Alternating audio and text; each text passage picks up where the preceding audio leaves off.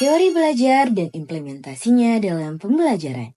Teori belajar konstruktivisme oleh Makfira Al-Ma'aliyah, Hardian Syam, dan Hikmah Nurul Jannah. Mari kita simak video ini lebih lanjut. Tujuan pembelajaran yaitu mampu menjelaskan teori konstruktivisme dan implementasinya dalam pembelajaran. Apa sih itu teori belajar konstruktivisme? Pengertian konstruktivisme. Konstruktivisme berarti bersifat membangun. Dalam konteks filsafat pendidikan, konstruktivisme adalah suatu upaya membangun tata susunan hidup yang berbudaya modern. Konstruktivisme merupakan sebuah teori yang sifatnya membangun, baik dari segi kemampuan ataupun pemahaman dalam proses pembelajaran. Artinya, dengan memiliki sifat membangun, maka dapat diharapkan keaktifan daripada siswa akan meningkat kecerdasannya. Konstruktivisme menyoroti interaksi orang-orang dan situasi-situasi dalam penguasaan dan penyempurnaan keterampilan serta pengetahuan. Konstruktivisme memiliki asumsi yang sama dengan sosial kognitif, yang mengarahkan bahwa orang, perilaku, dan lingkungan berinteraksi secara timbal balik. Sejarah konstruktivistik. Jean Piaget tahun 1896 sampai 1980 sebagai salah satu pelopor konstruktivisme. Piaget mengembangkan teori perkembangan kognitif. Menurutnya, anak-anak membangun pengetahuan mereka melalui tahapan-tahapan pengembangan kognitif yang berbeda. Proses ini melibatkan asimilasi atau penggabungan informasi baru ke dalam kerangka kognitif yang sudah ada, dan akomodasi atau penyesuaian kerangka kognitif terhadap informasi baru. Asimilasi. Ketika anak-anak menerima informasi baru, mereka akan mencoba memadukan informasi tersebut ke dalam pengetahuan atau skema kerangka pemahaman yang sudah mereka miliki. Contohnya, seorang anak yang mengenal kucing mungkin menganggap semua hewan berbulu sebagai kucing. Yang kedua yaitu akomodasi. Jika informasi baru tidak sesuai dengan skema yang ada, anak akan menyesuaikan atau mengubah kerangka pemikirannya agar sesuai dengan informasi tersebut. Contohnya, setelah belajar lebih lanjut, anak tersebut akan memahami bahwa anjing berbeda dari kucing, meskipun sama-sama hewan berbulu. Lalu, bagaimana implementasi teori belajar konstruktivisme? Implementasi teori belajar konstruktivisme dalam pembelajaran, yaitu Yang pertama yaitu orientasi. Orientasi merupakan fase untuk memberikan kesempatan kepada peserta didik memperhatikan dan mengembangkan motivasi terhadap topik materi pembelajaran. Pada fase ini, guru memberikan kesempatan kepada peserta didik untuk mengenal dan memahami topik materi yang akan dipelajari dengan tujuan agar peserta didik merasa termotivasi dan tertarik terhadap materi yang akan dibahas. Yang kedua yaitu elisitasi, merupakan fase membantu peserta didik menggali ide-ide yang dimilikinya dengan memberikan kesempatan kepada peserta didik untuk mendiskusikan atau menggambarkan pengetahuan dasar atau ide mereka. Fase ini bertujuan untuk menggali ide-ide awal atau pengetahuan dasar yang dimiliki oleh peserta didik dengan cara pendidik memberikan kesempatan kepada mereka untuk berdiskusi atau menggambarkan ide-ide mereka tentang materi yang sedang dipelajari. Yang ketiga yaitu restruksi ide. Dalam hal ini, peserta didik melakukan klarifikasi ide dengan cara mengontraskan ide-idenya dengan ide orang lain.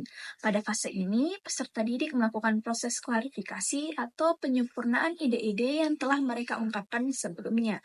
Mereka diajak untuk membandingkan, mengontraskan, dan mengevaluasi ide-ide mereka dengan ide dari teman sebaya, guru, atau sumber belajar lainnya, dengan tujuan untuk memperbaiki atau memperbarui pemahaman mereka. Proses ini seringkali melibatkan diskusi mendalam, pemberian umpan balik, dan pembuktian konsep melalui eksperimen atau simulasi. Implikasi keempat yaitu aplikasi ide. Dalam fase ini, ide atau pengetahuan yang telah dibentuk peserta didik perlu diaplikasikan pada bermacam-macam situasi yang dihadapi. Setelah peserta didik membangun atau merevisi pengetahuan mereka, fase berikutnya adalah mengaplikasikan ide-ide tersebut dalam situasi yang beragam. Guru atau sebagai seorang pendidik perlu mendorong peserta didik untuk menggunakan pengetahuan yang baru mereka peroleh dalam melakukan tugas praktis atau dalam menjalani simulasi. Tahap ini bertujuan untuk membantu peserta didik melihat relevansi pembelajaran dengan kehidupan sehari-hari dan melatih mereka dalam berpikir tingkat tinggi atau berpikir kritis. Dan fase yang terakhir yaitu adalah review. Dalam fase ini memungkinkan peserta didik mengaplikasikan pengetahuannya pada situasi yang dihadapi sehari-hari, merevisi gagasannya dan menambah suatu keterangan atau dengan cara mengubahnya menjadi lebih lengkap. Fase review ini merupakan langkah akhir yang memungkinkan peserta didik untuk merefleksikan pengalaman belajar mereka.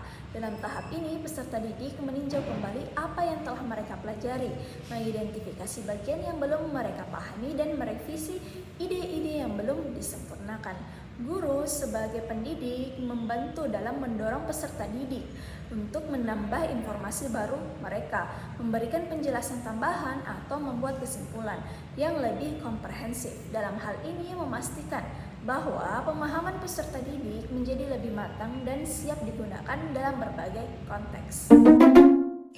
Itulah tadi implementasi dari teori belajar konstruktivisme. Menarik bukan?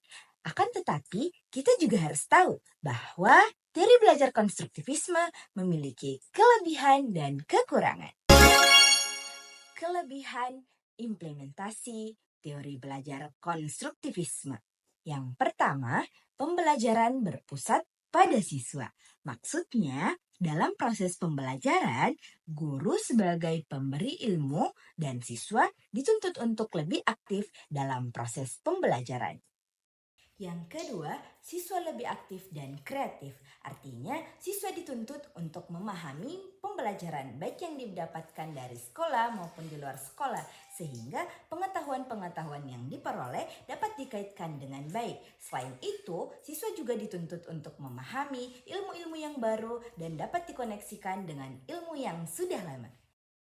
3. Pembelajaran menjadi lebih bermakna. Belajar bermakna artinya menginstruksi atau mengelaborasi semua informasi dalam struktur penelitian lainnya. Maksudnya, dalam pembelajaran tidak hanya mendengar materi dari guru saja, tetapi siswa harus mengaitkannya dengan pengalaman-pengalaman pribadinya dan informasi yang diperolehnya, baik itu dari temannya, keluarga, masyarakat, televisi, surat kabar, dan lain sebagainya.